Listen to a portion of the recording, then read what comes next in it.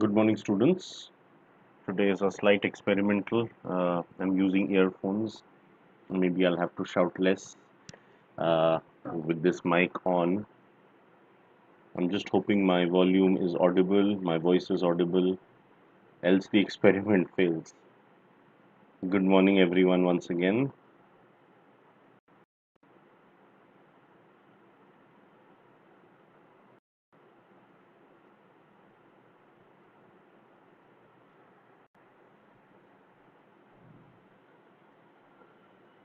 Good morning, students. Today is a slight experimental. I'm using earphones. Maybe I'll have to shout less. Okay. I have been able to hear my voice. Definitely, it's an improvement. Really happy with this. Else the experiment fails. Yes. This is really good.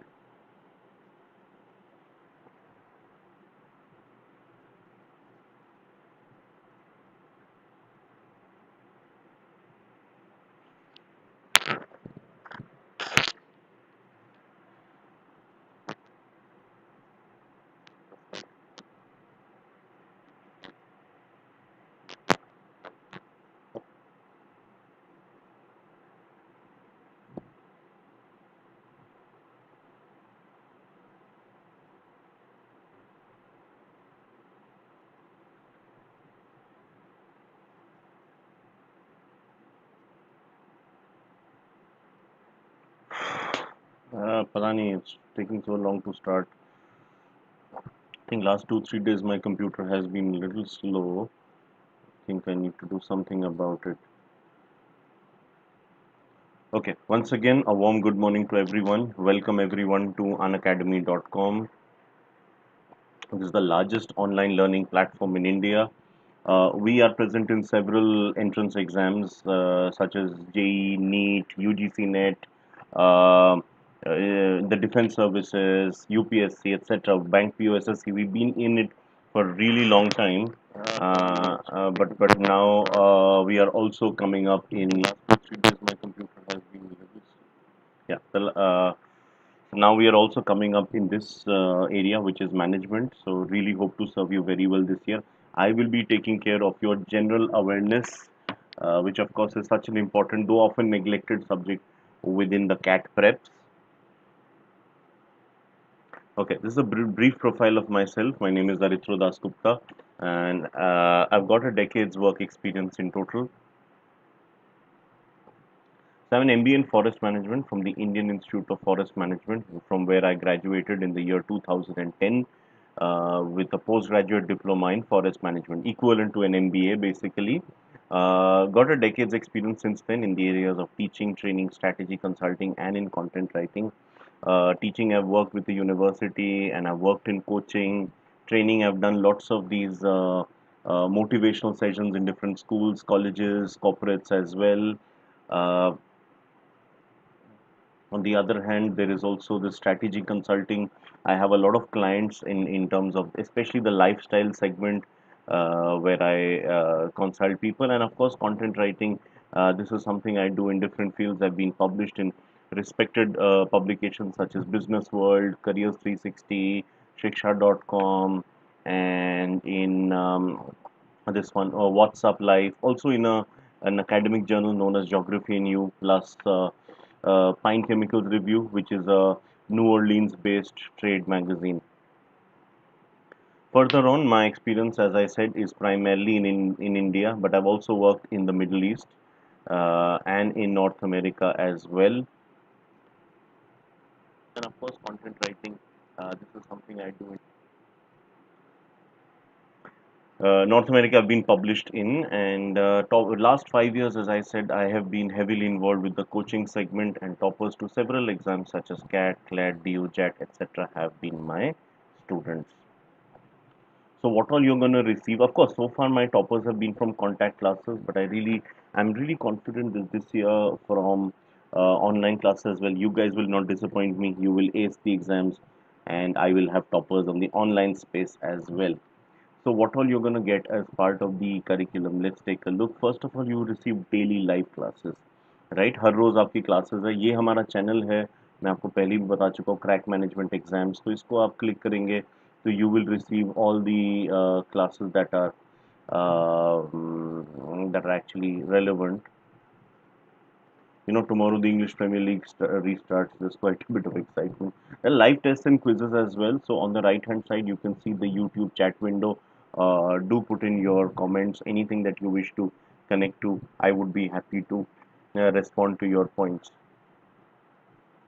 Right. The course content is structured from the head office, which is based in Bengaluru, and of course you receive unlimited access. Once you're enrolled here, you receive your subscription will allow you to take unlimited number of classes, even recorded ones will be part of the deal. Right, moving on. This is a list of some of our top educators. You can take a look at their names. But more than merely the names, do also take a look at the number of followers they all have and the watch minutes under their credit. I hope to soon be there. I think my rank is picking up. Last I saw, I was 93rd in CAT on unacademy.com. Not bad considering I'm teaching general awareness, which many of you do not take very seriously at this stage. But I would say there's a need for you to change this opinion, which is why Unacademy has roped me in, because general awareness is something, there's no point in getting a 99 percentile and not making it to a really good college because you do badly in group discussions interviews. Plus there are other exams like ZAT, IFT, etc., MAT, CMAT. The second round of colleges like TIS and INMA, where GK is a really important paper. Good morning, Rita, good to have you here. Do let me know whatever are your comments and queries. This is some more of our educators, but more important than the list of educators is the fact that this is how you receive the notifications for the different classes. ये थोड़ा पुराना screenshot है, but ये बस समझाने के लिए है कि मान लीजिए आपने प्रॉफिट एंड लॉस का क्लास मिस कर दिया और आपको दोबारा चाहिए, तो आप दूसरे ट्रेनर का भी देख सकते हैं, आप रिकॉर्डेड सेशन भी देख सकते हैं. ये एग्जांपल है नोटिफिकेशंस का फॉर द बैचेस. तो आप फुल फ्लेज बैचेस फॉर्म कर सकते हैं. That could be with one educator, जैसा नीचे दिया हुआ है. That is for one subject, या ऊपर जैसा आप देख सकते हैं for the entire syllabus. End of course if it's the entire syllabus it can't be one trainer, it is a group of several trainers. So you can go for either of these two options. We can have batches with me very soon as well. um, so what are you going to get on Academy? I've told you about the schedule. There's also another redeeming feature of our option is that language is not a barrier. We are present in 16 different languages, including English, Hindi, Malayalam, and Tamil. In fact, while I was filling out for my class, I saw that Spanish is also an option on unacademy.com. So we give you a lot of options. Language is just a medium of learning. We are also there in school education. So that of course is that you can learn anytime, anywhere. You just need the digital devices. So you can interact with your educator. I told you about the YouTube live chat. तो वहाँ पे आप लिखिए कोई भी doubts आपको चाहिए clear करना. What all you're gonna get on Academy? I've told you about the schedule. There's also another. तो कुछ भी आपको डाउट्स हो तो आप प्लीज पूछ लेना. लाइव पोल्स है. लाइव पोल्स यूट्यूब में भी पूछा जा सकता है, but live poll is more relevant for the unacademy.com platform. वहाँ पे मैं काफ़ी पोल्स लेता हूँ. इनफैक्ट मेरे सब्जेक्ट में पोल्स बहुत ही ज़्यादा ज़रूरी है. So that should be a fun aspect for your classes. So there are live tests and quizzes as well, which I told you. But besides the quizzes which I give you on the spot, you also have centralized quizzes which are conducted by the head office. इसमें क्या होता है कि आपको पूरा course आता है और आप पूरे कंट्री के अगेंस्ट आप compete करते हैं. इसमें क्या है, आपको आइडिया लगता है कि where exactly you stand versus the like YouTube versus the rest of the competition. So you're not just facing 30 people in your classroom, which happens traditionally in classes, or it has happened in your school, college, whatever, but you're actually facing thousands of people enrolled on the Unacademy platform all over the country, maybe even abroad. And the other great part is once you are done with the test, you actually receive a detailed report and analysis. तो उससे आपको पता चलता है कौन से topic में आप लैकिंग है, किस टॉपिक में आपको ज़्यादा मेहनत करनी है, और कितना आपको स्पीड बढ़ाना है, because it is also speed test. Please remember these management exams besides accuracy, they obviously also require speed. They also require you to be smart when it comes to attempting questions. You can't attempt every question, that's obvious, because time limited है. तो आप वो करेंगे जिसमें आप confident हैं. You can also take guesses, but आपके guesses का कितना परसेंटेज गेस सही हो रहा है, कितना नहीं हो रहा, that is also something you go through. when you give the real mock exams. Okay? There are these PDFs and learning material that we share with you guys, so do take care of those.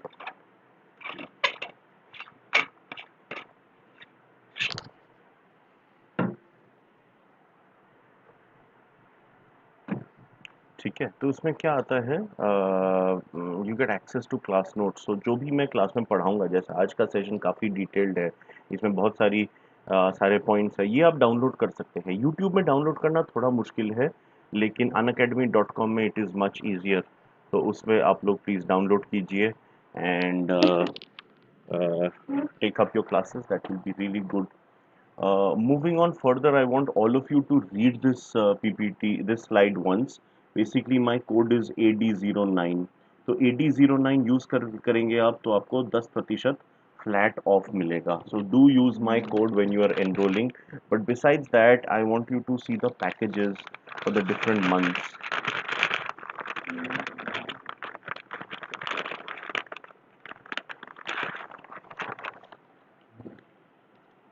So today I'm going to begin with the current affairs of the month of April.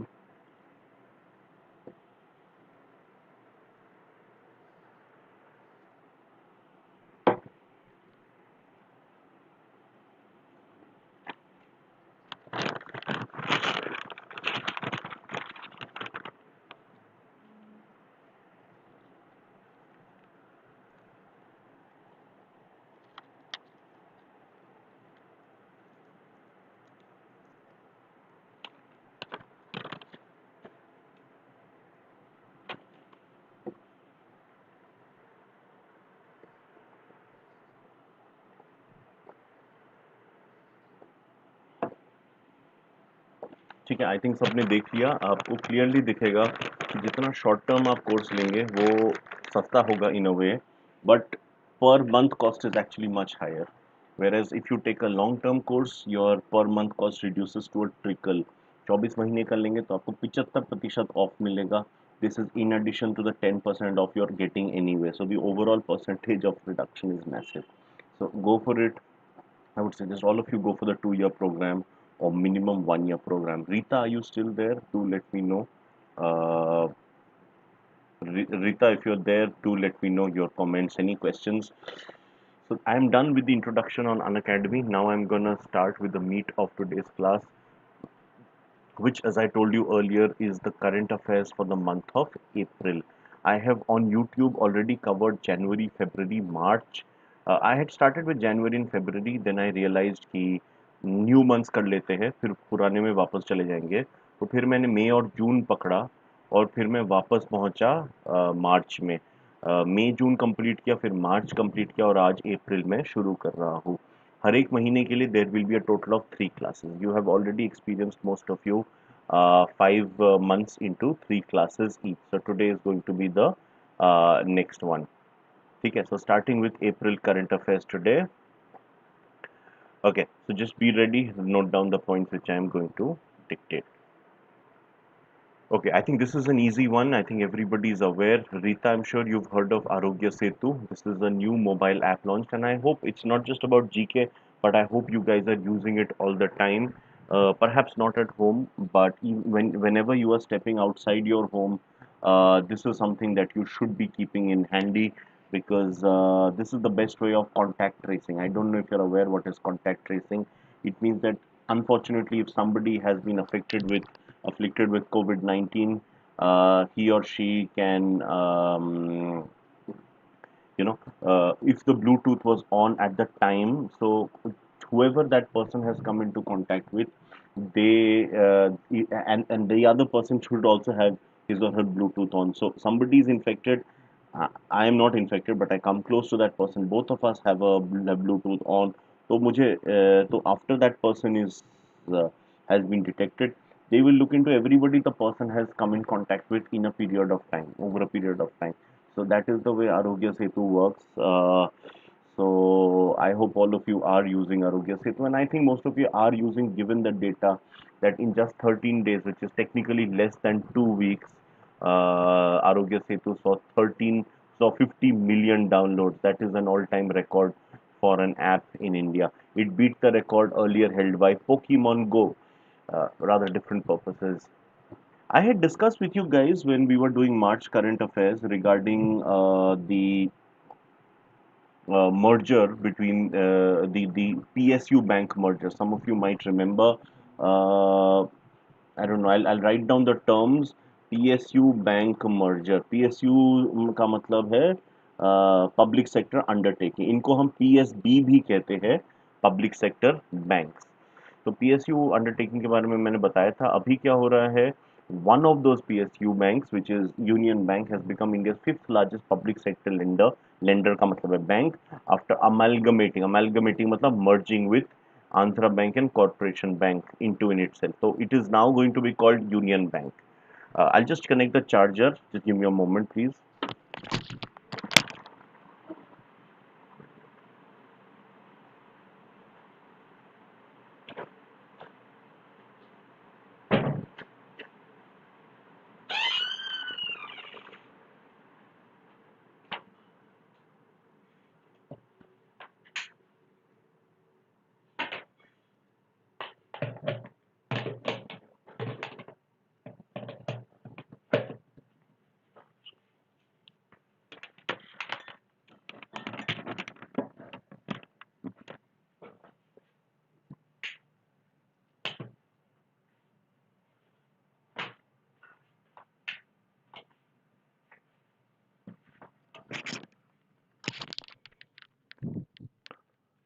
Yeah, I must admit it feels so much better to be using the earphone and mic. I was shouting literally at the top of my voice last couple of days. Today it's so much better.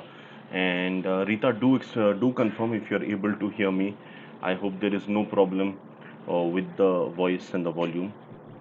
In fact, I think the volume is better than the previous days. Anyway, merging unto itself, into itself का मतलब है Andhra Bank and Corporation Bank will be joining Union Bank, but the name will now be Union Bank because Union Bank is going to be the bigger player in this entire field.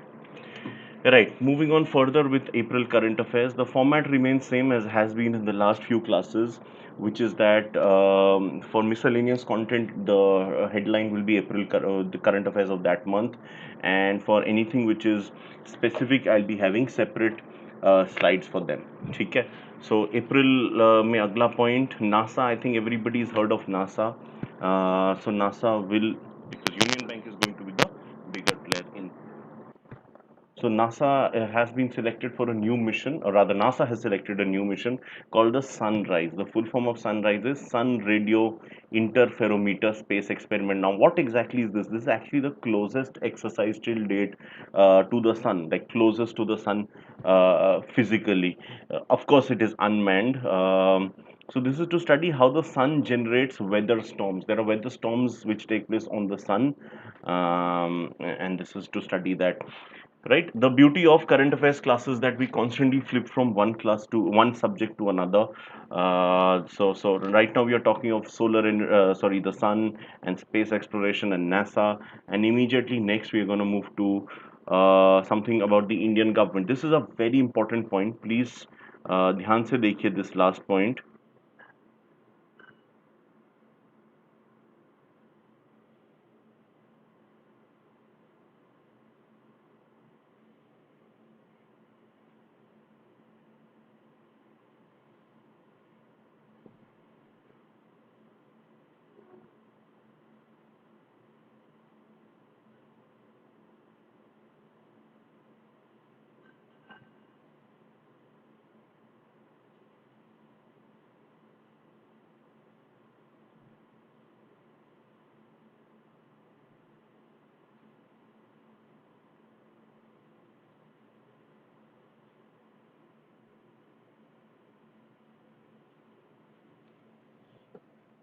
Right. So I think you are all aware that Article 370 was abrogated in Jammu and Kashmir last year in August. So what has happened since then? Before that, people of Jammu and Kashmir had separate status. Along with Article 370, which is for the state of J&K, there's also Article 35A, which is for the people of that state. So what was happening until now, until very recently, was that the people in the territory of Jammu and Kashmir, it's now a UT, earlier a state, they also had a separate domicile status. How domicile status works in India is that in case I am ethnically from some state, we don't have state citizenships in India. So what happens is, if I'm from a certain state, that doesn't really matter so much. It is more about which state I'm working in, which state am I staying in, and I have the voter card. So that is how domicile works typically in India. Although state-wise there are some challenges, some changes, but broadly this is what happens. But in Jammu and Kashmir, because of the autonomous status, local domicile status for outsiders was almost impossible. That has now changed, because now J&K is like any other part of India without any special status. So in order to implement this, the tehsildar, I don't know if you're aware of these terms. Tehsil is, so when you look at, India has three levels of government. One is at the center, then you have the state, and third is at the local level. So local level, you have municipal elections in cities, urban units, and you have panchayat elections in villages. Plus, you also have tribal voting in the tribal dominated areas. So that's again a bit different. Tehsil is actually the block. So this is, every district in India is divided into several blocks. Blocks are a groups of villages, and these tehsils or blocks, they are headed by the tehsildar. So the tehsildar in J&K will now be empowered to issue these certificates. The fine is up to rupees 50,000. So it depends on what is the fine, but the maximum, it depends on how big violation it is. But it can be up to 50,000 rupees for failing this thing. So as per the new norms, what are the eligibility criteria for J&K domicile status? Let's quickly take a look at it. So what all you can do in order to receive the domicile status? First of all, anybody who's resided. So this is very similar to laws in almost every other Indian state. So basically, anybody who has resided in Jammu and Kashmir for 15 years, right? Anybody who has studied in the state for 7 years. So irrespective of the fact that you've stayed for 15, but even if you've studied in some school, college, university, etc., for 7 years, you do qualify. And the third one is, you have appeared for class 10 or 12 examination from that state. So even if you haven't attended full 7 years, but even if you've gone for class 10, so basically you get domicile status usually for only one state in India. So if somebody wants to avail this, then they will get the benefit. Where, how does this benefit? So there are lots of state jobs. In every state you have these jobs. You also have quota for admission to different colleges, around what we call the domicile quota. So anybody who now fulfills these criteria, any one of these criteria, will be eligible for reservation or special status in those seats. Right, now you understand the format. For major topics, I have a separate headline. Right, but I'm now going to come back to more of miscellaneous content. Rita, please tell me, are you still there?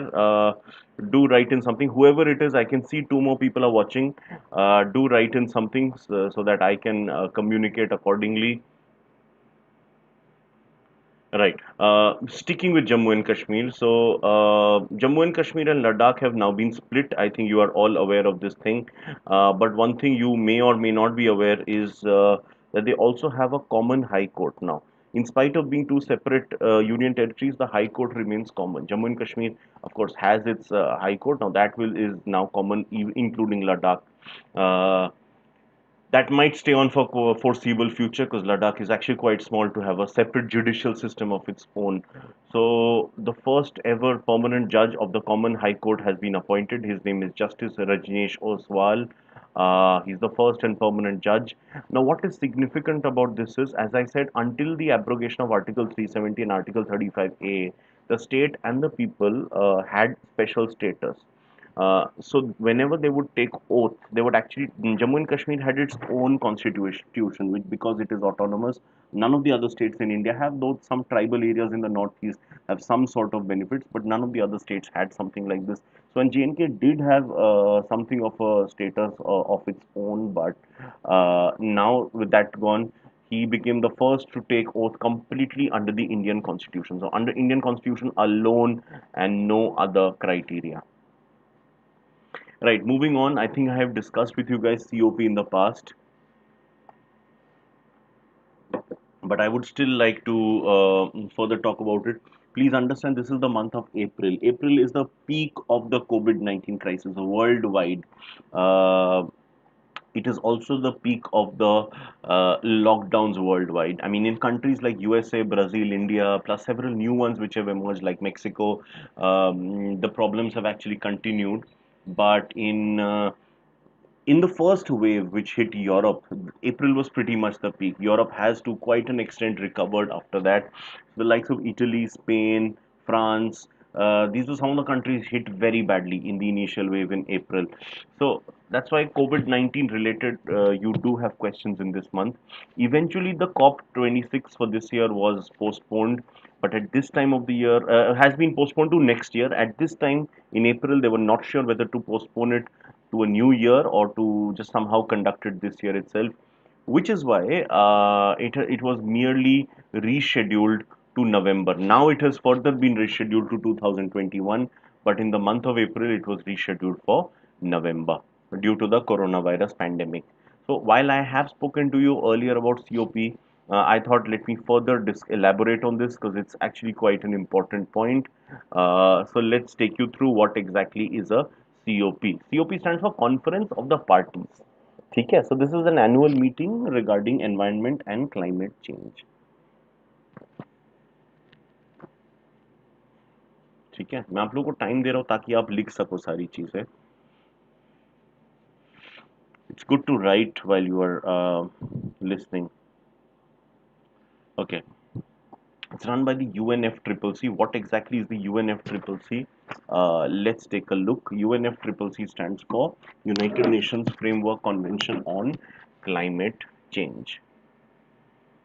The first ever COP, which is COP1, this was held in Berlin, Germany back in the year 1995, just a few years after the fall of the Berlin Wall and the reunification of Germany. This was in 1995, the first ever such meet. Germany has also hosted events these later on. I remember a few years back, it was held in Bonn, the erstwhile capital of West Germany. That I think was in 2017. COP11 was significant. It was held in Montreal, which is in the state of Quebec in Canada, uh, because it was also the first meeting of the CMP1. So on the sidelines of the COP11, you also had the CMP1. CMP is not an exact, does not have an exact full form, which is why I'm refraining from that, because that's in French. But basically, it means these were signatories to the Kyoto Protocol. Kyoto Protocol was signed in 1997. I'll talk about that some other day. But the basic fact remains that Kyoto Protocol was indeed something really significant. Kyoto is a city in Japan which hosted this.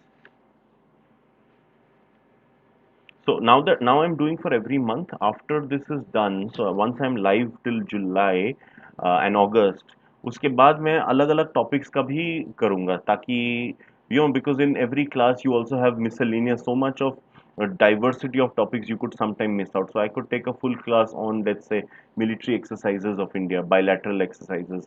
There could be one class on important appointments. There could be another on all the UN bodies. There could be something on international bodies, non-UN international bodies, something on climate change, something on all the indexes. We've done so many indexes so far. So एक पूरा class हो सकता है comprising of all the indexes and tables done so far.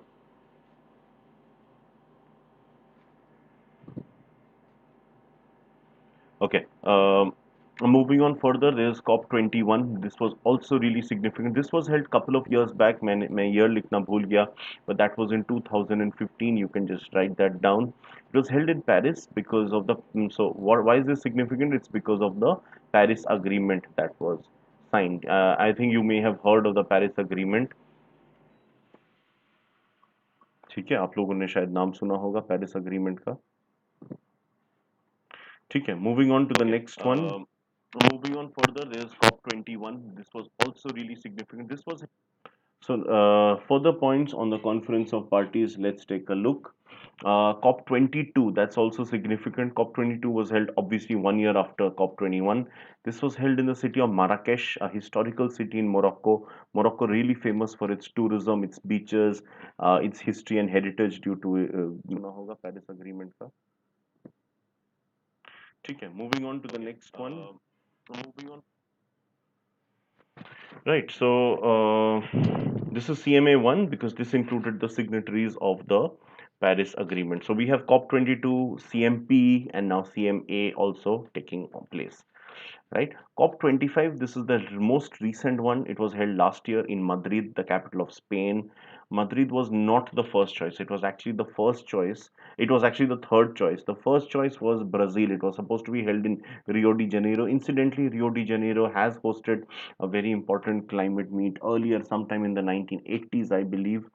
This was in Brazil.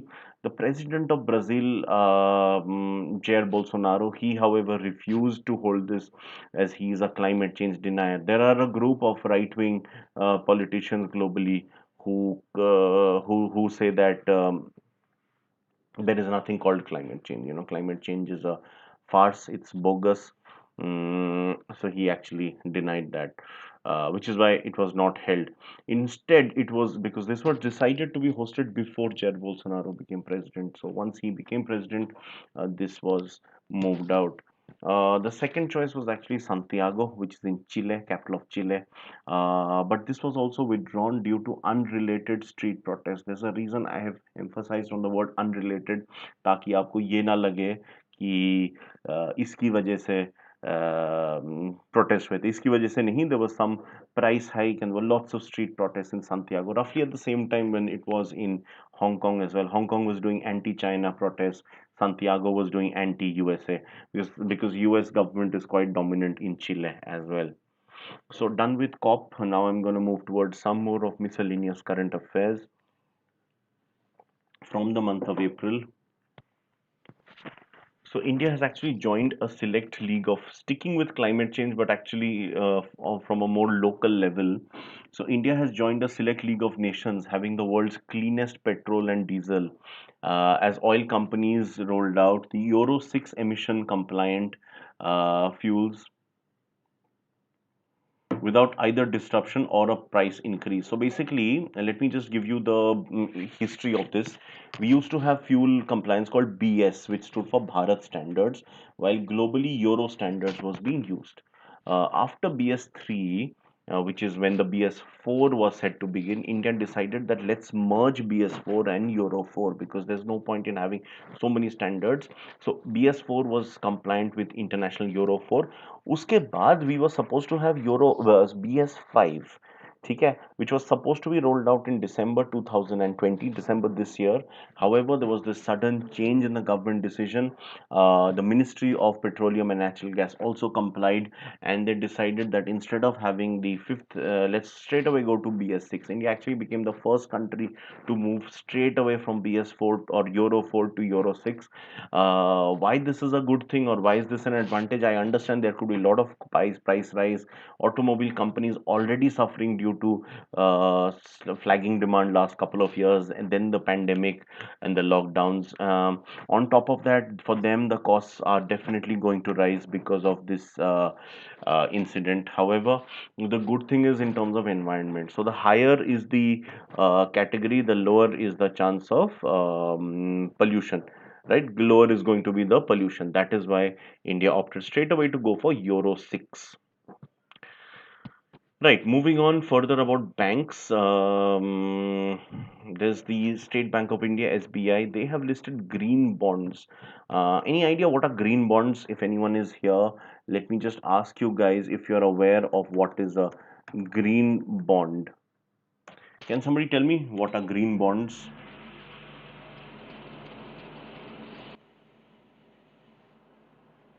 Let me see. I'm going to give you some time. Let's see if you can answer the question.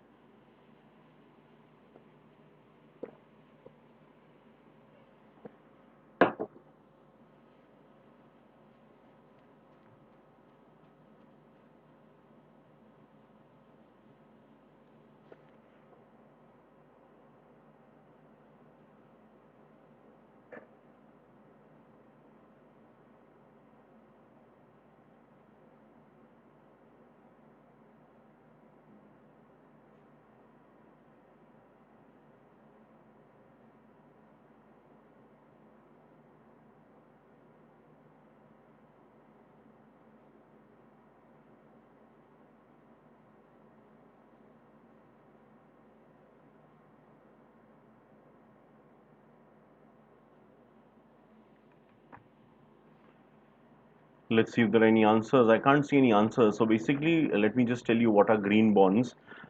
Green bond, as the name suggests, these are investments. These are financial instruments which have been curated for the specific purpose of fighting climate change. So, for example, it could include projects like afforestation, right? So wherever there has been deforestation, plants are being replanted, a forest has been recovered. Maybe it could be about carbon sequestration. Carbon sequestration kya hota hai?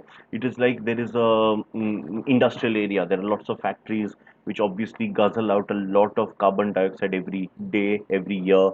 So वहां पे आपने एक forest का patch create कर दिया. So these trees, trees, they consume carbon dioxide. So they pull in all the carbon dioxide. उससे जितना भी कार्बन रिलीज हो रहा है, a lot of that, maybe all of it, gets reabsorbed and used in some useful, because trees, when they absorb carbon dioxide, they create something valuable, which is fruits, leaves, maybe food grains, I don't know, but whatever, that there is some useful content that they create. So that is what green bonds are for. So SBI has now listed, this is really important. So about $100 million worth green bonds have been listed. This $100 million translates to roughly 750 crore rupees. I don't want to get into the exact, because the rates keep changing. So it is on the debt listing platform of BSEs. Now this is very important. India International Exchange. Have you guys heard about this particular? I can't use annotations on YouTube, so just have you heard of this index, India INX? Anybody? What exactly is an India INX? Is anyone aware of this?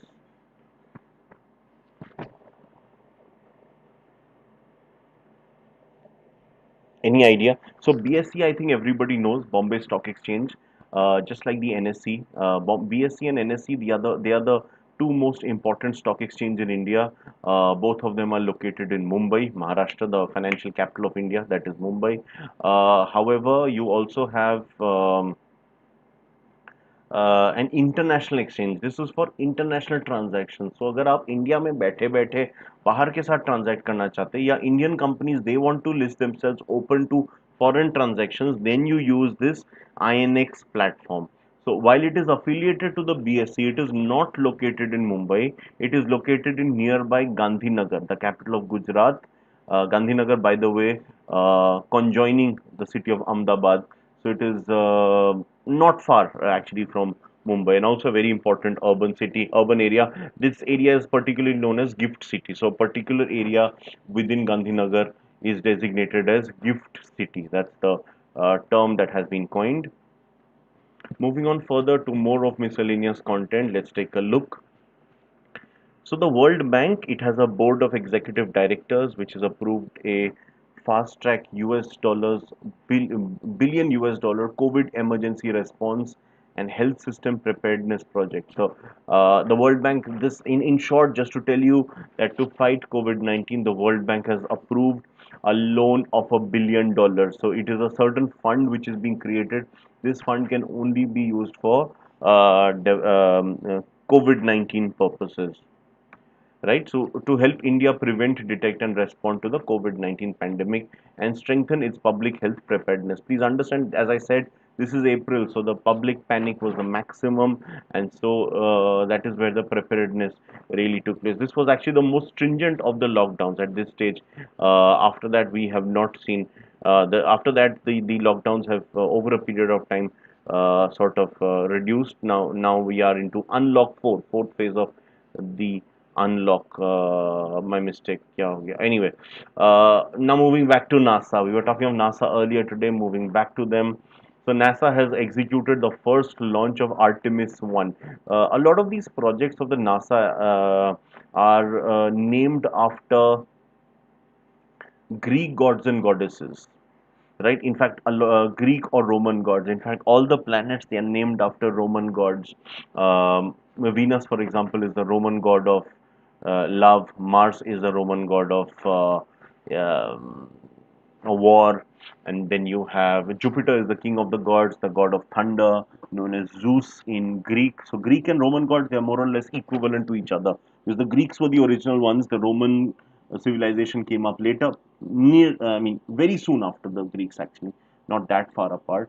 But once the Roman Empire did come up, they took up elements from the Greeks, and similar gods and goddess names did come up. Neptune is similar to Poseidon, which is the god of the ocean, right? Similarly, NASA's projects, many of them are named after Greek gods.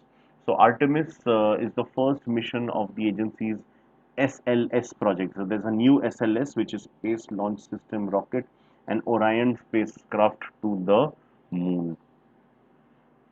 ठीक है.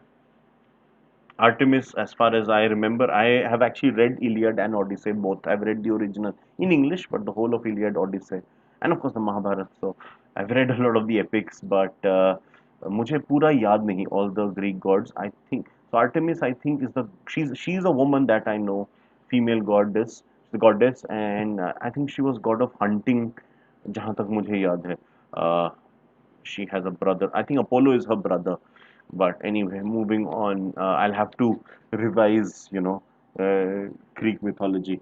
Anyway, moving on. April current affairs. Kobe Bryant. I think this is really tragic news.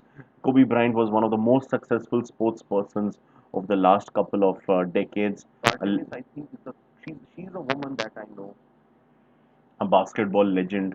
So Kobe Bryant he recently passed away. He's a five-time NBA champion. I hope you are aware of what is an NBA. It's the basketball regulatory body in US, and also the main championship for basketball. Right, he died in a helicopter crash. His daughter was also there on the crash, on that particular helicopter. He actually headed a star-studded list of players named in basketball's 2020 Hall of Fame. Hall of Fame, basically, the inclusion in that means that you are certified as an all-time legend. Just like in cricket, the ICC brings out this list of Hall of Fame every now and then. Similarly, okay, Indian Air Force has a new transport aircraft. Not a new one as such, but this is one of the most powerful ones, known as C-130J. It's a transport aircraft. Transport aircraft का क्या मतलब होता है? It means aircraft को transport aircraft से सामान transport किया जाता है. It's quite big actually. It does not really carry any weapons और armaments. It is mainly to transport goods. Now, goods could be armaments, goods could be people, but ultimately it is about transporting. So, this was carried to Maldives, and the name of the project is Sanjeevani. ठीक है, project का नाम था संजीवनी. Right, आज मैं बार बार YouTube पे जा रहा हूँ, mainly because as I said, experiment with the earphone. मैं काफ़ी लो वॉल्यूम पे बात कर रहा हूँ, and I think it's going pretty well. I am able to hear myself real clearly. I hope you guys as well. Do let me know if you're unable to hear that clearly, but I think my throat, of course, is getting good relief today. Very happy with that. Okay, so there's this pharmaceutical company called Bioni. They have launched a rapid COVID-19 at-home screening test kit. They have also, so at home you can screen and test yourself. They've also established themselves as the first healthcare company in India to achieve this feat. There's an Indian non-profit organization known as Arman, which has been awarded the Skoll Award for Social Entrepreneurship 2020. Do you know the meaning of this word, social entrepreneurship? So this is for the exceptional work in maternal and child health space. I hope you are aware of these terms, maternal and child health. Let me just write out this term. क्या आप मुझे कुछ बता सकते हैं about social entrepreneurship? If you're aware of what exactly does this term mean, I'll give you a minute, think over this and let me know.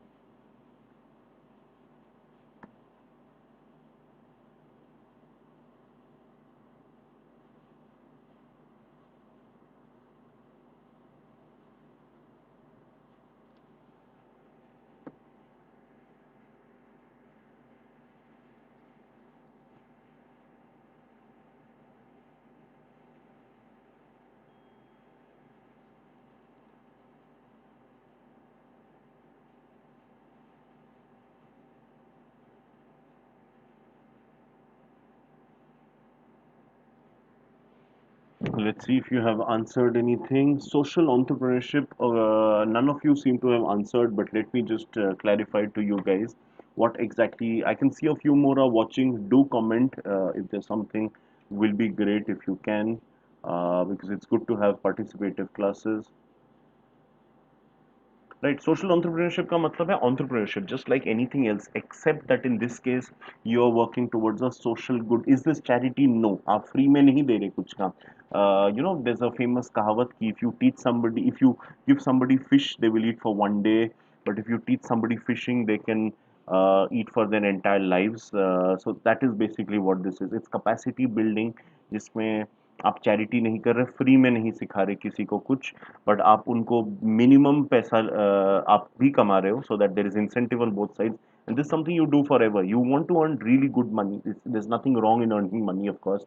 It's just that you are positioning them, you're training these people to do something good in their life. So it's a win-win situation. Both sides end up winning, at least theoretically. Sometimes it doesn't always work out that way. Now, who are the awardees this year? Let's take a look. There were the two people who won the award. The total award is for 1.5 million US dollars, which is going to be shared between the two. Who are those two? One is Dr. Aparna Hegde and the other is Ramesh Padmanabhan. They are the two who are part of this organization, Arman, and given the Skoll Award. Yes, Ashmita, good to have you here. Do let me know if there's something you wish to ask. Right, so this is what it is. Moving on further to more of April current affairs. Okay, so the World Health Day 2020, this is observed every day on the 7th of April. Right. So at the end of the three sessions, you are probably aware there'll be total of three classes for April that I will be taking, and I think you've already observed this for the last 2 months, which is May and June. May and June are the last 2 months I covered, and June and March as well. Is that in the third session I also give you an entire list of the important days and dates of that month. So I'll do that as well. But some of the days and dates which are of especial importance, I'm going to cover them before. Why? Because you also need to know the theme. So a lot of these important dates, they also have themes which can be looked into. So first of all, you have World Health Day, which is on the 7th of April. What is the theme this year? This is such a befitting theme. Please understand the World Health Day. This is actually organized by the WHO, World Health Organization. And this year, see, the theme was not decided on 7th April. 7th April is the date, but themes are decided much in advance, at least 2 months in advance. And I don't think it was predicted. I don't know.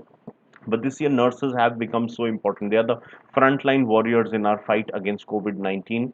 Any idea who are midwives? Ashmita, if you're still there, can you help me with this term? Do you know who is a midwife? Anybody else here can also answer that. Any idea who is a midwife? This is a term which is extremely relevant for India, especially. Nurse, of course, we all know. But who is a midwife? Any idea?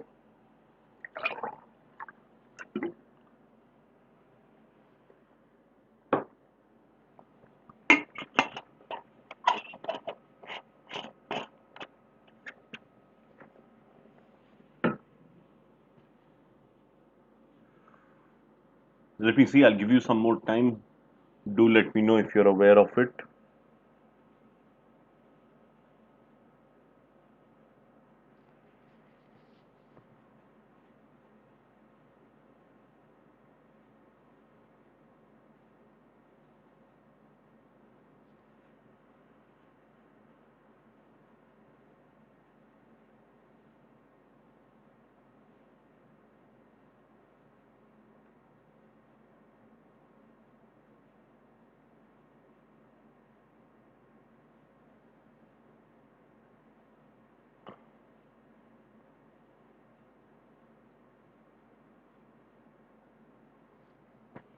Let's see if any of you has answered.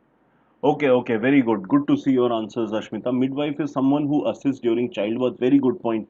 So, midwife is somebody who actually helps out during the pregnancy process. And in India, they are of especial importance because India is are largely rural, although it's reducing, but it still remains majority rural agrarian civilization. Most of our people still live in rural areas. Again, stats differ state to state. Some states like Tamil Nadu, Kerala, and the small one of Goa are more urban, but then the vast majority are not. So, midwives play a very important role. Often, when you do not have organized clinics and hospitals, the access to healthcare in rural India is often missing, and that's where midwives. They used to follow traditional methods, but now many of them are being trained in the modern methods. Again, Ashmita, I don't know if you've heard of this system. There is something called ASHA. So there are these ASHA activists who are accredited social health activists. ASHA is often one of these midwives. They are often trained under the ASHA certification. That really helps them gain modern medical methods. Right. I hope you are aware who is the Chief Minister of Odisha. He's at present the longest serving Chief Minister. He has completed 4 full terms. This is his the first 2 terms were in coalition with the BJP. The last two have been on his own, and this time too he has won. He and his party have won on their own. He's now been CM for 20 years for the state of Odisha, and so he has been in the news. Shri Naveen Patnaik, his party is the BJD, which is the Biju Janata Dal. He has been conferred with an award by animal rights body PETA India for allocating funds to feed community animals during the lockdown. Right. So basically, stray animals, stray dogs, cats, etc. Um, you must understand that all these stray dogs on the streets, they depend on humans coming out, because they often forage from dustbins, garbage dumps, or even some people who kindly give in. And I have said this before, April was the most peak of the lockdown months. Now many people are going out, quite a bit of economic activity has resumed, but April was completely okay. Great, Ashmita, good to see that you've heard of it. Do look into the full form and the contribution that they play, and especially in 2020 with the pandemic, the ASHA activists have been at the forefront, uh, in this battle against the pandemic. Right? Any idea what is the full form of PETA? PETA, of course, is an international organization which is for animal rights, and one of their one of their targets has been a vegan lifestyle. I don't know if you're aware of this term vegan. Uh, are you aware of PETA? Go through the full form. People for Ethical Treatment of Animals, right? That's what PETA stands for. People for Ethical Treatment of Animals. Are you aware of this term vegan? So that is something PETA has been advocating for a while now. Some of its major brand names who have worked with PETA includes Leonardo DiCaprio and Joaquin Phoenix, both of them top Hollywood actors, both of them Oscar winners as well. Right. So vegan is a system where one obviously does not consume meat products and not eggs, but also does not consume dairy products and does not consume honey or wear leather products, silk, etc. Anything wool, anything that uses animals, hides as well. So uh, yeah, that's what it is about, and it's actually high time for the planet's welfare that people do adopt. Now, this particular project of Mr. Naveen Patnaik, 54 lakh rupees overall was allocated for this across 48 municipalities. Most of these stray animals are in urban areas. Now, with all these restaurants shut and even the roadside thelas not working, people were not coming out. These stray dogs and cats, they were struggling for survival. So that is why this amount was dedicated for them.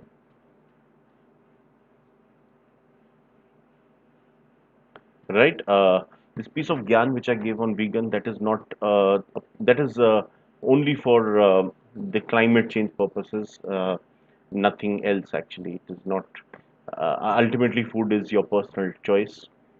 Okay, moving on further with more of miscellaneous points, the city of Kochi, which is one of the biggest in Kerala, probably the biggest, they have installed walk-in sample kiosks for mass collection of samples for COVID-19 based on a South Korean model. Well, this is one of the first of its kind in India.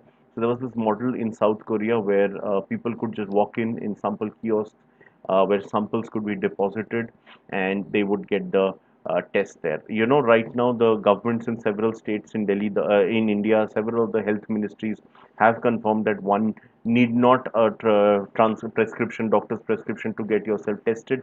That is what has seen a massive ramp up of testing in states such as Delhi and also in other states like Karnataka, which is now aiming at 100,000 a day, 1 lakh tests a day, and I think Karnataka will soon achieve that. Kerala, right at the beginning, they had this system.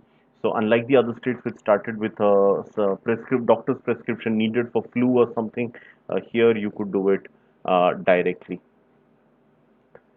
Right. So this project was actually developed under the auspices of the Indian Navy. They made the recommendations, and also the NPOL, which is a particular laboratory known as the Naval Physical and Oceanographic Laboratory. Okay, now this is very important. I would say please mark this out as a, and this is especially important for you guys since you are probably students. Even if you aren't students, even if you're working, you are likely to once again be students. The very reason you are attending this class, I'm assuming, of course, you can attend it for uh, other reasons for knowledge enhancement. But generally, I'm assuming somebody would go through this class because he or she is attempting some exam. And of course, this platform, this our channel is particularly for CAT and all the management exams. So, DigiLocker has been designated as the sole operator of National Academic Depository for storage of certificates. What exactly is this? And ये मैं बोलूँगा आप सभी immediately करवा लीजिए. आपके जो भी academic certificates है उनको आप scan करवा के यहाँ पे store कीजिए. Carrying physical copies all the time may not be possible. You might have to join a new job suddenly in a different state. You may not have the documents.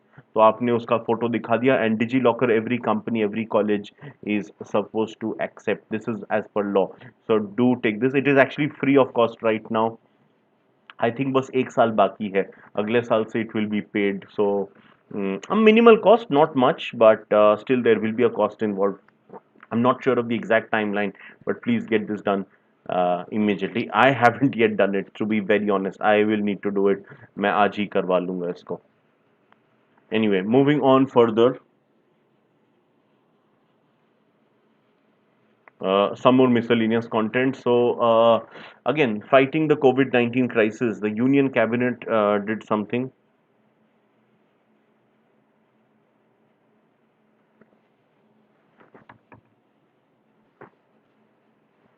Okay, so there's an ordinance. Ordinance का मतलब है some change to an act, not exactly an amendment. Amendment is when a part of the constitution is changed. Ordinance is just an addition or change in some of the acts, but they're not part of the shall we say constitution. As I said, this is part of the members of parliamentary act. So only one of the acts is being partially changed.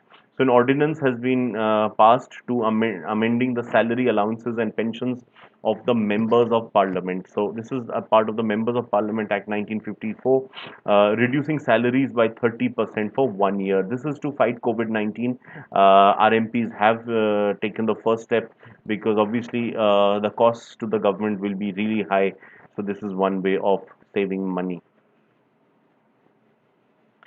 Okay, moving on from our parliament and these COVID-19. Although this is also related, as I said, April was the peak month, so almost everything here has some effect or the other to do with COVID-19. That is why the month of April is the most boring. I've had fun teaching you guys January, February, even March, even May and June were more fun because at least some new things were happening, some sports had begun. But April is all COVID-19. In a way, it's actually easy for you guys. कम चीजें हुई थी तो आपको कम चीजें याद रखना है but जो भी याद रखना it is all related to COVID 19. ठीक है तो एक रैंकिंग आता है हमेशा हर साल आता है IQ एयर्स सिटी रैंकिंग्स जिसमें worldwide Ghaziabad in western UP was ranked as the most polluted city in terms of air pollution and most of the top cities were all from India और Pakistan tragically. But another ranking has come out where Los Angeles in California, USA, has the cleanest air quality of any major city in the world. So major city ka definition is population beyond a certain limit. Population depending on the country, also the size of the economy, size of the affluence. Please understand, Los Angeles is obviously, I mean, there would be lots of poor people, but partially it's also a very affluent city because it is the glamour capital of USA. It is home to all the Hollywood actors, producers, and all the other stars associated with that. So among them, Los Angeles has the cleanest air. The city also has good amount of spaces because it's a pretty big city in terms of area. There's a lot of greenery. There is a lot of there are hills as well. Hollywood, remember, was first started on the hills. You know, California has these hills and hillocks. तो वहीं पे. Right, moving on now to cricket, and again to a different part, completely diagonally other part of the planet. We move into New Zealand. So there's this legendary New Zealand cricketer, Kane Williamson. We all remember him for the grace he showed in the last Cricket World Cup, in spite of losing the World Cup final by the narrowest of narrow margins. I mean, I'm a Manchester United fan, so for me, no heartbreak is greater than 2012 Premier League, the last day. That Aguero goal, that just, for me, nothing can be bigger. But I will grant that this was probably as close as that possible, losing in the extra time or that one-off over. He has been honored as Wisden's leading cricketer in the world. I don't know if you guys are aware of Wisden. Are you guys aware of Wisden? Narrow margins. I mean, I'm a Manchester United fan, so has anybody heard about Wisden? Wisden is considered the most important magazine for cricket. It's considered the Bible of cricket, you know, because it's extremely old. It dates back to the 19th century, and they're considered an authority for all forms of cricket analysis. So they give out awards every year, and Kane Williamson got the 2019 award for best cricketer. Right, continuing with the theme for the month of April. Now, we have quite a few points related to the MHRD. MHRD, remember, now is the MEP, Ministry of Education, not P, Ministry of Education, ME. But until recently, until the release of the NEP or the new education policy, it was called the MHRD. Lots of point to do with the MHRD because education was one area which was very badly hit in the first few lockdowns. So the MHRD had to come up with lots of mechanisms to somehow free the market so that many people who were being denied education, they could also carry on fruitfully with some of their studies. Can somebody, if Ashmita is still there, Rita could still be there, can you please tell me who is the Minister of HRD? Uh, you've written nope. What have you not heard? Please tell me. I will repeat that point. Is it Wisdom you were talking about, Ashmita? Wisden, I think I've explained to you, it's a cricket magazine. Magazine is probably a slightly derogatory term. They might want to call themselves a journal. So Wisden has been around since the 19th century. It's a really old British publication. Yeah, I think publication is a better word. So Wisden gives out these rankings every year. Also, they have decade-long ratings as well. Virat Kohli was ranked among the five best cricketers of the decade, the 2010s. Um, right, so it's basically for cricket. Yeah, I hope you now understood this thing. Okay, please tell me, Minister of HRD, who is he? He's from the BJP. He's an MP from Uttarakhand. He's also a poet, so he has a pen name in addition to his name. Yes, yes, very good. Excellent answer, Rashmita. So his name is Shri Ramesh Pokhriyal Nishank. Nishank is his pen name. So the Ministry of HRD has collaborated with the AICTE. I think AICTE you're aware of.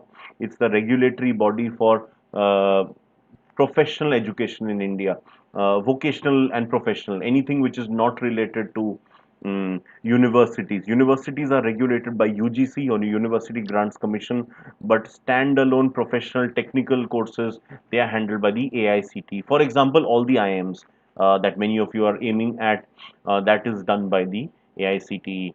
FMS in Delhi, that's part of the Delhi University, so that comes under UGC.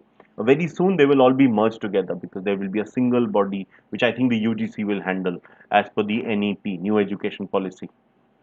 So the MHRD has collaborated with the AICTE, also collaborated with two private organizations, Forge and Innovatio Curis, to launch a mega online challenge called Samadhan to test the ability of students. So students can register themselves. They can go to the website of MHRD and they can register themselves for the testing. right? I told you it's now been renamed as Ministry of Education. Now moving on to the billionaires list, there's this magazine. I'm sure you've heard of Forbes magazine, one of the most prestigious business magazines in the world. So they'll bring out this list of billionaires, and Mukesh Ambani has been confirmed as the richest Indian in the list. I guess no surprises there. This was pretty much obvious. I think he has actually increased his wealth during the pandemic. Especially recently, his company acquired the Future Group, headed by Kishore Biani. That includes Big Bazaar, so that's a massive acquisition. Also acquired NetMeds, which is a medicine delivery app, a startup basically. Also looking at as expanding to acquire Milk Basket and Zivame. Okay, April current affairs. So there is this port. It's actually in Nhava Sheva, which is in Navi Mumbai. The Jawaharlal Nehru Port Trust, JNNPT, as it's often known as JNPT. It is considered the busiest container port in the country. This is now replaced Kandla. Kandla was the busiest. Kandla has also been renamed as Deen Dayal Upadhyay Port. Vishakhapatnam was another really busy one. We also have several other tier 1 ports. I'll give you the list of the tier 1 ports. For now, just look into this thing. So JNPT is the busiest container port in the country, which is the world's busiest. It is Shanghai, which is in China. Singapore and Dubai, they also come close. Rotterdam in the Netherlands is Europe's busiest port, but Shanghai, of course, is the world's busiest because China is a major trading hub. It is one of the largest manufacturing hubs in the world, so pretty much expected. This is in a way. Okay, again, moving on to a completely different topic, as is befitting this course. There is this bank known as SIDB, Small Industries Development Bank of India. They're going to provide emergency working capital of up to 1 crore rupees to small and medium enterprises. I think you may have heard of this term MSME. MSME stands for micro, small, and medium enterprises. So total of 1 crore rupees has been brought in as a fund. 1 crore not for every company. It is a total fund of 1 crore. So this will be given against the confirmed government orders. Right, so this is a total fund that has been generated. So companies, MSMEs will need to prove what is the requirement. The Ministry of MSMEs is Shri Nitin Gadkari, MP from Nagpur. So he, of course, SIDBI is, I won't say the regulatory body, but it's a regulatory body for rural finance for small amounts, but it's more of a shall we say facilitating body. So not regulatory, but facilitating bodies towards all MSMEs. It is ultimately part of the Ministry of MSMEs, and it helps these small enterprises. The exact definition of MSMEs keeps evolving, so I will discuss about that some other time. But typically, you can say that 5 crore or more, 5 crore or less, excluding capital, makes you a small enterprise. Excluding land, by the way, because land alone could be worth 3 crores, right? Because land is expensive. So take away land, then it's 5 crores. Okay, I told you I'll give you the leading ports in India. There are 12 ports in India which are categorized under what is called tier 1 ports. तो उसमें कौन-कौन से आते हैं? Let's take a look. One is Kandla, which is in Gujarat. You also have Tuticorin, which is in Tamil Nadu. Another one in Tamil Nadu, which is Ennore. There's Mangaluru in Karnataka. Mangaluru is, often considered the boundary between the Malabar coastline and the Konkan coastline. Konkan coastline stretches from basically from North Maharashtra up till you can say from Mumbai up till Mangaluru, covering most of rural coastal Karnataka, Maharashtra, and of course Goa. Goa speaks the Konkani language as well. From south of Mangaluru and next to Mangaluru, in fact, is the state of Kerala. We have what is called the Malabar coastline. So because you have these two coastlines merging, it has extremely good shall we say natural harbor. It is a natural harbor. Harbors are natural, ports are human made. I hope you notice I said human made, not man made. It's time we all use gender neutral language. Mangaluru, as I said, it's the boundary. That's why it has excellent connection to the sea. Also, because of several currents that meet up, the fishing resources are immense in Mangaluru. The waters are quite wild, which is why surfing is very difficult, you know. So that's why most of surfing in India is done on the eastern coast in Puri, that in Odisha, that gives you the best surfing options, opportunities. Mangaluru is quite rough. Goa is also pretty good for surfing. Been so long I have visited the seas, it just feels so miserable, you know, talking about these excellent coastal areas. I've been to Mangaluru, really beautiful place, great food, great culture.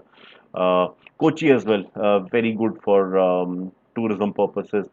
That's of course in Kerala. It is a famous port. In fact, Kochi has been a famous port for thousands of years, right? Because if anybody's been to Kochi, you might realize that it is home to what we call Chinese fishing nets. So they've had trade links with China going back to thousands of years, which is why the Chinese fishing net style is has been adopted in Kerala over many generations. Kochi also has significant trade ties with the Middle East. Has always had Kerala and the Middle East have always had this intrinsic trade relation with places like Muscat in Oman, or Doha in Qatar, Dubai in the UAE, Aden in Yemen. They've had close ties. And of course, finally, there's Marmagao, which is in Goa.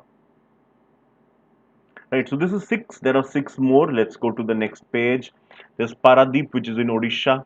Port Blair, which is in Andaman and Nicobar Islands. The naam mein hi port hai. Haldia in West Bengal. Now, Haldia was actually named by the Ministry of Shipping as the cleanest port in India. So you can actually note this down somewhere. Haldia in West Bengal, as per the Ministry of Shipping, termed as the cleanest tier 1 port in India. Haldia is often confused with Kolkata. Please understand, Kolkata does not have access to the ocean or to the Bay of Bengal. Kolkata is a riverine port. The river is very big there because it is towards the end of the channel. And in fact, I'll take a few classes on geography. उससे आपको better समझ आएगा. But the fact remains that Kolkata is connected to the ocean via the river. So Kolkata and Haldia and also the neighboring Diamond Harbour, they often work together basically as unit. But ये अगर आपको tier 1 port पूछा जाए, आप लिखेंगे Haldia. There's also Vishakhapatnam in Andhra Pradesh, Vizag as the nickname. Telangana has been separated from Andhra, but Telangana does not have a coastline. The entire coastline of Andhra has remained with the erstwhile Andhra Pradesh state, often known as Simandhra. The last two are in Maharashtra. There's Nava Sheva and in Mumbai, both in Maharashtra. Right. I'll be continuing with some more of April current affairs. Uh, do let me know if there are any other questions and doubts. Do help me with the upvotes as well.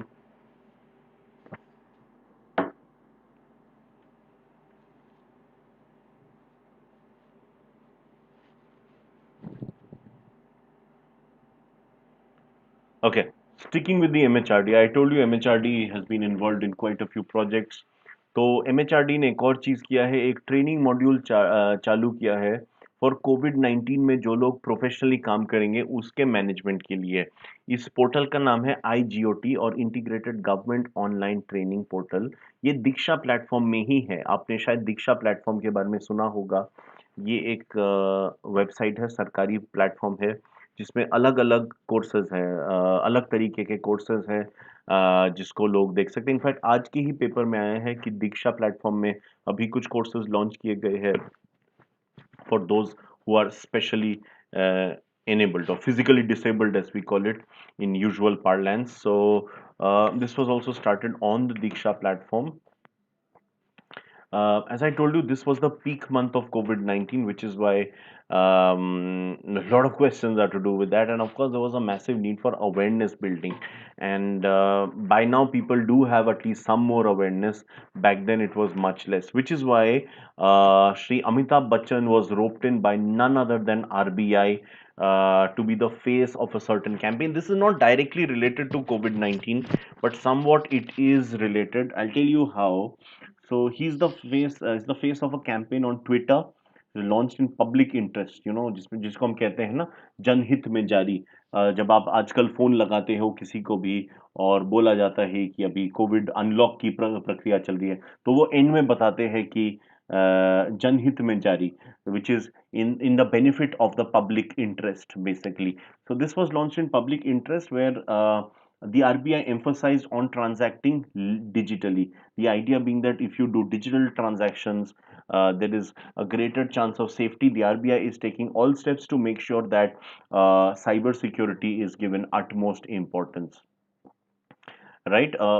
This campaign did receive some criticism, I'll be honest, because Amitabh Bachchan's name did appear in the Panama Papers. Panama Papers were for money laundering, so there was some form of criticism that Amitabh Bachchan is not the right person to campaign for these things. There was one campaign he launched earlier as well. I don't recall which one. So there has been criticism on the internet. But anyway, this is a step the RBI at least took in positive interest. Right. Moving on, this new CEO of Twitter is Mr. Jack Dorsey. He's from. No, he's not the new CEO. Rather, he has been. He was the founder. In fact, he's the founder and the CEO. His name is Jack Dorsey. Since we were talking of Twitter, so I thought let me just add Twitter to this account. Right. Moving on further. Okay. Further into April current affairs. Again, once again, it is the HRD Ministry. Human Resource Development Minister Shri Ramesh Pokhriyal Nishank launched the Bharat Padhe campaign. So this is for crowdsourcing of ideas, for improving online education. So he launched this program in New Delhi. I think there's a slight error with the English here, but what I meant is he launched this in Delhi, New Delhi. The campaign is called Bharat Padhe. Crowdsourcing का क्या मतलब है? Can somebody tell me what exactly does crowdsourcing stand for? Any idea, guys?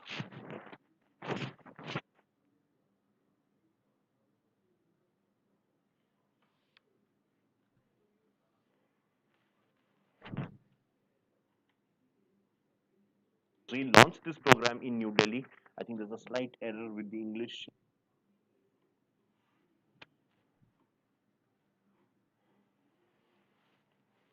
So any idea what exactly does crowdsourcing stand for?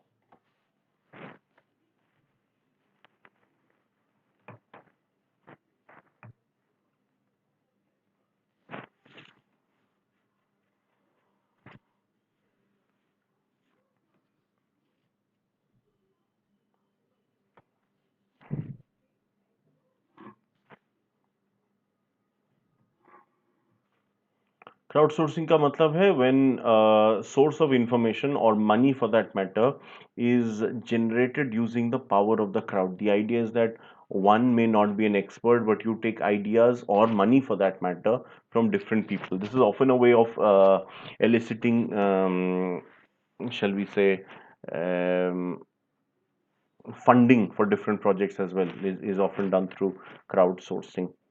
The main tech partner, because such a massive project as the Bharat Padhe campaign is, it does require stable internet partner, technology partner. That will be done by Zoho. Now moving on to politics of a different country, moving on from India to the UK. The first turban wearing Sikh MP is Mr. Tanmanjeet Singh Dhesi.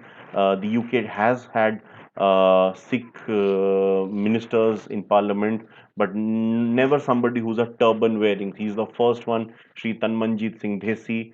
Now, also another thing why it is relevant, I'll tell you, he was elected to the House of Commons. He's an MP, but he's from the opposition.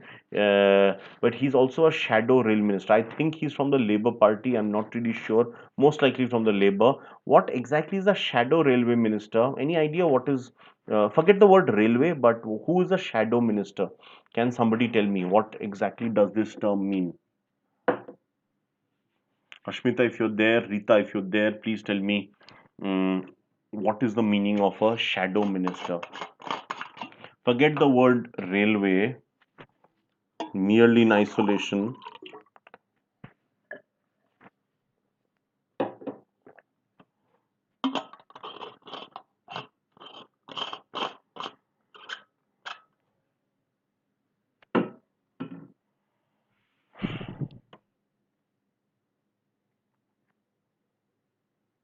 If you don't know, do tell me that as well, so then I can explain the point.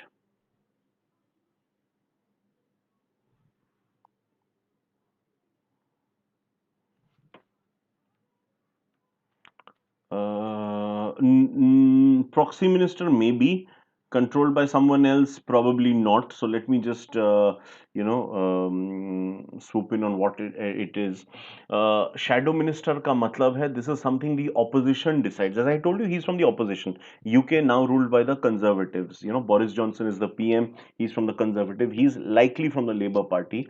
So, and this is done typically by the leading opposition party. So the leading opposition party creates something of a shadow ministry where somebody is appointed in a certain position. So for example, if hypothetically we the opposition had been in power, हम किसे उस position में डालते, and whoever is appointed in that post needs to I mean, one could say criticize, but actually needs to give his opinions, recommendations regarding what he or she would have done in that particular situation. So there was actually a suggestion from former Congress, in I'm talking of the Indian context, former Congress spokesperson, Mr. Jha, I'm forgetting his first name. He was recently removed from the post of spokesperson of the Congress. He remains a party member, a party supporter. He had given an idea recently that with Congress, of course, being out of power, they need to elect what is called a shadow ministry, where, for example, say Dr. Manmohan Singh is an expert in finance, so he could be the shadow finance minister, or say Sri Jairam Ramesh was earlier the environment and forest minister. He could take up that post. Somebody like shall we say uh, say Mr. Chidambaram could be commerce minister, and Mr. Kapil Sibal, he's a noted lawyer, so he could be a shadow law minister. So this way, these guys, they can actually give out their opinions how they would have functioned had they been in power. And this is something that the party in power could actually take recommendations from. In a stable democracy, you do need a strong opposition. So that is exactly was what the UK has done. I hope I've been able to explain. Someone who's there on papers, but the not really. As I said, he or she has nothing to do with the leading party, is not in power at all, not on paper, not in actuality. In fact, the person is completely from the other side. Sanjay Jha, I think that's his name. He was the one who came up with this suggestion regarding the Congress party within the Indian context. He was actually suggesting Mr. Sachin Pilot for Home Minister, as a shadow Home Minister. Right, Ashmita, I hope I've been able to explain. Do confirm if that is there, then I'll move on to the next point.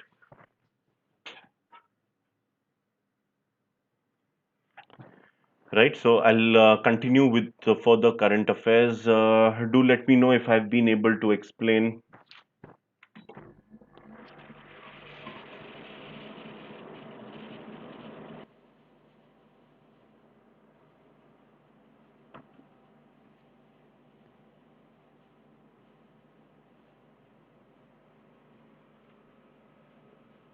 Right, so moving on to further April current affairs. Okay, so there is this. Have you guys heard of G20? I'll actually. Okay, great, Ashmita. Wonderful to hear that. So, have you guys heard about G20? I'll in fact be taking up a few slides after this one, talking specifically about G20. G20 का नाम on paper means group of 20, ठीक है? So, which obviously means a group of 20 countries or 20 organizations, or maybe some countries and some organizations. So, G20 का meeting हर साल हो रहा है. Uh, I'll discuss further on this, but just to put you in brief, this year, the meeting of the G20 is supposed to be in Riyadh in Saudi Arabia. Because it is in Saudi Arabia, so for 1 year. So last year's G20 summit was held in Osaka, which is in Japan. The day the previous summit got over, so because the host nation for the next three events is usually decided in advance, so it was known that Saudi would be hosting the next event. Saudi Arabia, by the way, really coming up. It's liberalizing, not so much in terms of its culture, perhaps, but definitely its business ties. Mohammed bin Salman is opening up the country a lot. It has also tried forging really good relations with India. Lots of Indian workers, they work in Saudi. They number into millions. Our prime minister became the first in several decades to visit. If I'm not wrong, I need to check that. But he visited Saudi. In fact, our prime minister received the highest civilian award from Saudi Arabia, which I think is a great step towards mutual collaboration between the two countries. Why I'm saying this, it's actually relevant to this question. It's not irrelevant. All I'm saying is Saudi Arabia was for long a very closed country, a very strict country run by fundamental religious patterns. It was a wealthy country because of oil, but now the price of oil has reduced globally and it's been low for a few years now. So Saudi has realized, thanks to the development of things like shale gas. Shale gas has been found in great numbers in the US. So US is importing less of oil because they have discovered shale gas. Environmental factors also play a part. Europe, for instance, has shifted quite a bit to renewable and clean energy, which is one of the reasons again for the low demand of oil and thus the low prices.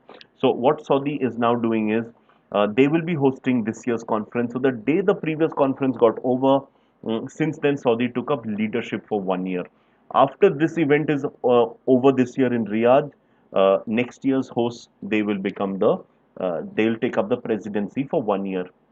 ठीक है तो Saudi because वो इस साल host करेगा and right now we can't host because of the pandemic so we are having lots of these virtual meetups तो recently क्या हुआ है G20 extraordinary energy ministers virtual meeting, you understand, digital, just like ours, maybe with, I don't know, slightly different software, but it was held recently under the presidency of Saudi, which is set to host this year's event in its capital of Riyadh. By the way, any idea which country gonna host G20 summit next year? In fact, that's not so important. Most important is, when is India gonna host? India is gonna host in the next couple of years. Any idea when is India hosting the G20 summit?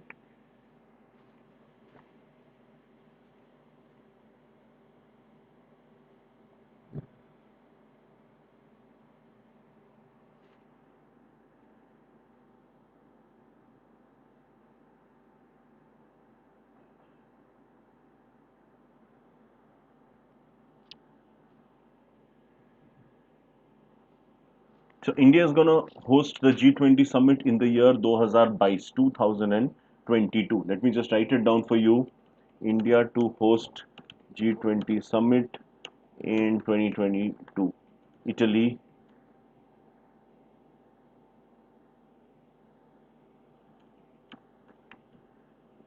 ठीक है ये थोड़ा सा देख लेना आप लोग. Right, moving on further.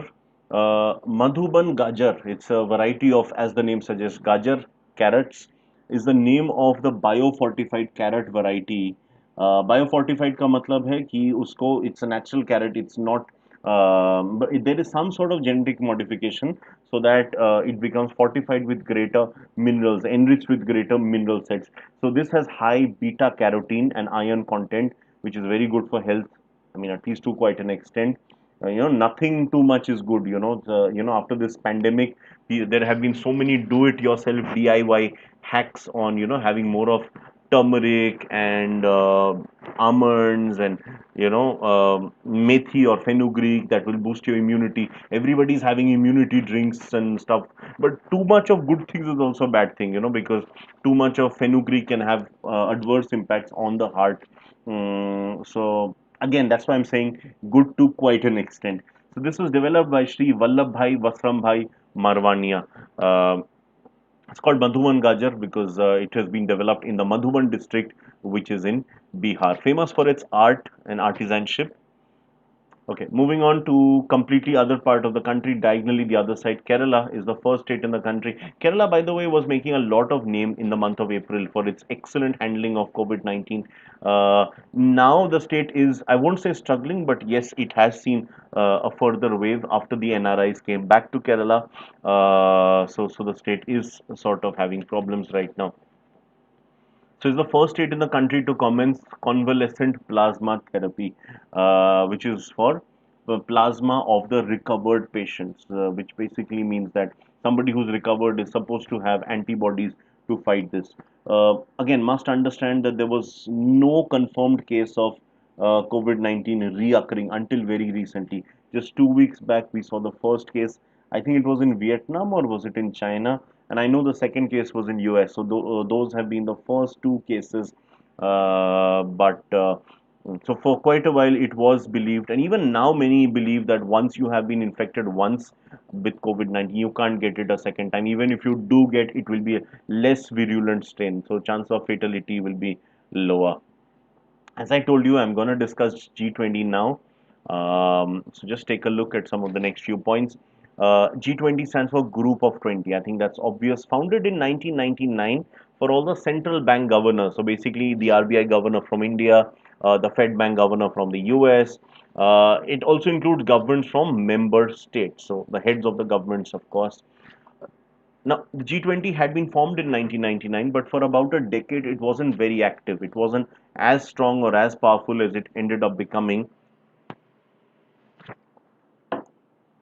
So, at the end of the 2000s, what happened is you had this terrible economic crisis known as the global recession. Started with the subprime crisis in the USA. So, 2007 to 2009 was the peak period of that economic crisis. Later on in Europe, you had this period known as austerity. So, then Europe further lost its revenues. So because of that stage, what happens is when you're doing particularly badly, you would rather be blaming the leaders, right? Because they are the ones who are setting the policies. Till things are going fine, everything's great. But the moment things turn bad, you would rather be blaming the ones on top, the ones who are responsible for this. So after the struggles, that's when G20 came up, because there was a realization that the G8, which is now the G7, this is not really functioning properly. We need a new global order, which is why the G20 ended up becoming really significant. All the 8 members of the G8 are members here, including Russia, which is no longer part of G8. It's now G7, as I said, but they are a part of this group. Plus 11 emerging nations. Emerging, I don't necessarily mean economically emerging, but economically, politically, strategically emerging. Actually, they are mostly developing countries, but one of these 11 countries is Australia, which is economically a developed nation. It's the first world rich country. In fact, it had seen growth for 22 consecutive years, which is a record for first world countries. First world countries don't see much growth because they're already at a certain stage. So Australia is one of them, but the reason they are put in as emerging is because politically they are emerging. They're becoming a power for the South Pacific Oceania zone. There's also the European Union. So this is a unique organization, G20. 19 of the members are countries. The 20th is not a country. It is a supranational organization. So one supranational organization within another. Basically what happens is, so G8 also includes Germany, Italy, France, and also UK, which until recently was a EU member. So what happens is in this meeting, the leaders from Germany, France, and Italy, they sit together. They are there, but you also have one representative from the rest of the EU countries. This was done in purpose because if you had not done such a thing, there would be more European countries among the top 20, the likes of Spain, maybe the Netherlands. But we don't want one continent to dominate this group, which is why this was set up. Now, who are these G8 members? Let's take a look. This was actually a group. I'll talk to you in detail when we do economy, but abhi ke liye itna kafi hai. Basically, the G6 was set up during the Cold War. It was a group of the most powerful developed economies, the most powerful capitalist economies. So, the initial founders were USA, UK, France, Italy. It was then West Germany. It wasn't Germany, it was West Germany, but later became Germany. These were the 6 original founders. Let me just write down the timeline to you guys. Okay, G6 founded in 1960, expanded in 1977 with inclusion of Canada. Then Russia joined in 1999, but got removed in 2014 due to the Crimean crisis. So this much it is. Just to tell you, Canada joined in 1976. So this was the capitalist countries during the Cold War. But in the early 90s, there was this decline of the USSR. USSR was no more. In fact, communist countries, almost everybody adopted capitalism as their economic form. And finally, in the year 1999, because Russia was also a capitalist country now, Russia joined the G7. The G7 was now called G8, but it's once again G7 because Russia was temporarily suspended. It still remains temporarily suspended since due to the 2014 invasion of Ukraine. They annexed the Russian-speaking Crimean region in Ukraine, because of which things changed. Okay, and who are the emerging nations that are part of G20? Let's take a quick look. I will keep the session open for a few minutes at the end of this so that you can come up with your points. So India, of course, Indonesia, Turkey, Saudi, South Africa, and South Korea. Three countries beginning with an S, two of them with an I. These are six of them. There are total 11. The rest five I'll show you on the next slide. You will see their importance. India, of course, is a BRICS member. So is South Africa. India is the leading country from South Asia region, also an influence in Southeast Asia. Saudi is the leading Middle Eastern country, one of the leading Arabic speaking countries, along with, you could say, Egypt. South Africa is the leading economy from Africa. South Korea is now a first world country. It's a leading economy from Eastern Asia. Turkey again has long been one of the most powerful armies, militaries in the Islamic world. Not an Arabic speaking country, but within the overall Islamic group, they're pretty powerful, and they're economically also fairly stable because they are straddling Europe. They have seen a lot of, Turkey has seen a lot of economic development thanks to its close ties with Europe as well, though it has moved more Asiatic last 15 years with the rule of Erdogan. I believe Ashmita has left the session now. Fair enough, no problem. Indonesia, that's again one of the world's fourth most populated country after China, India, and USA.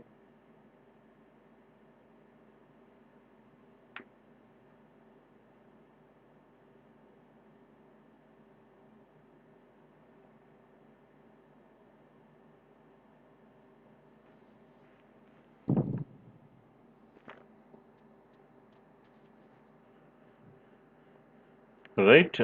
Again, a power in the Southeast Asian region. China, we know now a global power and big country in East Asia. Brazil for the whole of Latin America, especially the South. Argentina is different from Brazil in the sense that Argentina actually was a very wealthy and affluent country at one stage. I think you might be aware of the 1929 Great Depression. Argentina is one country that has never recovered from that. Argentina was in the 1920s alone, the country received more immigrants from Europe than USA did. Because USA turned a bit inwards, Argentina was taking lots of immigrants from countries like Italy, especially, also from Germany, UK, Spain, etc. So, and even now, its per capita income is pretty high. It's almost first world levels. It's a predominantly white nation as well. Majority people are Caucasians. They are migrants from Europe. There is very little native population or mixed population. Brazil is much more multicultural. Brazil is a country that has recently done quite well economically in the last 10 odd years because of various reasons, but it still remains quite inequitable in terms of distribution of income. Mexico is the leading economy from Central America, and Australia, I have already spoken to you. It's a power from the South Pacific and Oceania region. It's an entire continent by itself, one could say. This is actually the last slide before I give you the thank you slide with the dragon, the flaming dragon, rainbow sprouting dragon. I love that one. So till then,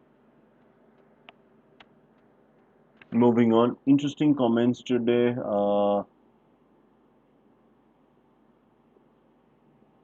Right. Couple more things. So India is actually the largest producer and exporter of hydroxychloroquine. I'm not sure if you're aware.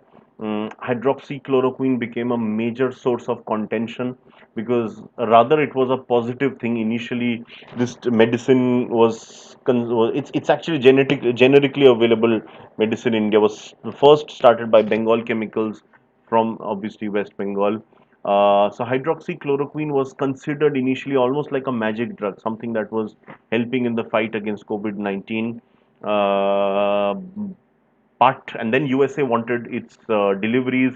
India initially said no, and then USA. Donald Trump came up with quite harsh terms, considering he just visited India only a month back. India was expecting better treatment. We did eventually send up a lot of hydroxychloroquine, but again, I mean, India did earn money, one could say, but did it help the people? Did people actually recover? Ordinary Americans? No, because the percentage of recovery remained pretty low even after hydroxychloroquine. So Not sure how much this was. So India is of course producer of 70% of it. Most of it is produced by three companies, which is Zydus Cadila, Vital Pharma, and the Mangalam Drugs and Organics. Mangalam, not Managalam. So just make that change. Mangalam Drugs and Organics. Now moving on to something to do with the IMF or International Monetary Fund. Rate of recovery remained pretty low.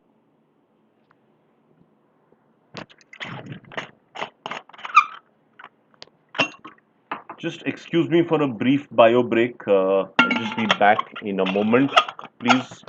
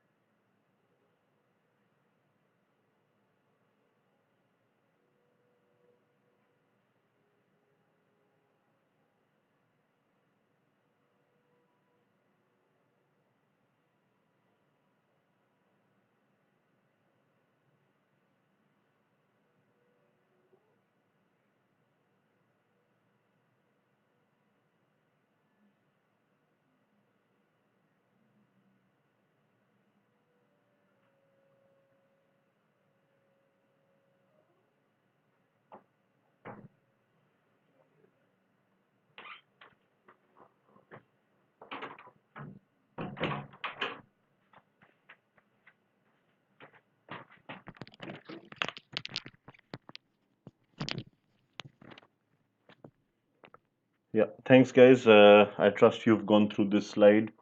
Mm, yeah, so indeed, IMF's managing director, I think I did mention we did have a class where I spoke to you about the IMF and World Bank heads. She's from the country Bulgaria, an East European country.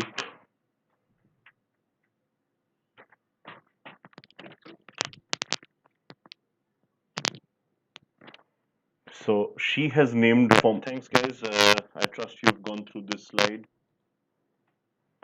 Right. So she has named the former RBI governor, Mr. Raghuram Rajan, and also 11 others to her external advisory group because right now, the global economy is at such a low ebb. So a lot of move is now required to revive that.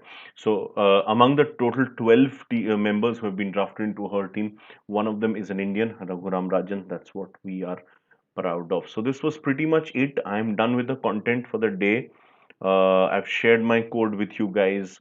So do log in whenever you can and do help out with help yourself or other. You get a full 10% off and do crack the management exam. So like, share, and subscribe.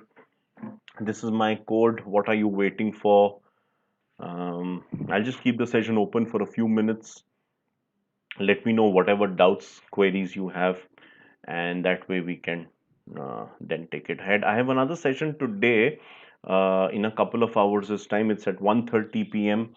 I will be analyzing today's newspaper. So that'll be 1:30 to roughly 3, maybe before 3. And then today evening, I have a really interesting class. I'll be doing the polity of India, an introduction to the fundamental rights, duties, etc., the constitution, and the powers of the courts, etc. It'll just be an intro today, just for 2 hours. That's a really important topic. So we can talk, and also quite a long topic. So we can talk about that in greater detail later on. Let me see if you have any comments. I'm keeping it open for a while. Do let me know whatever you wish to say, state if there's any queries.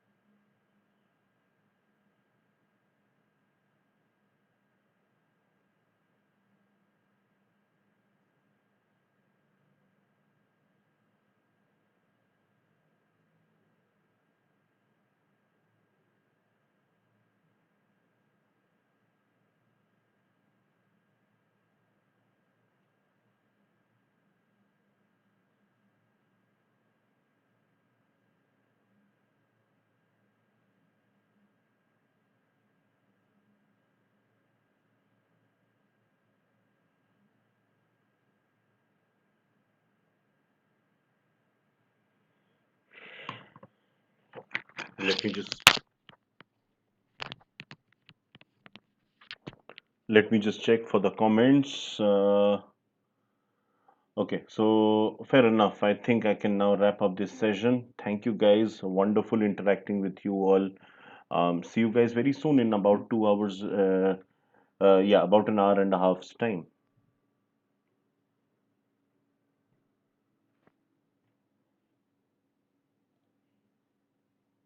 Let me just close it.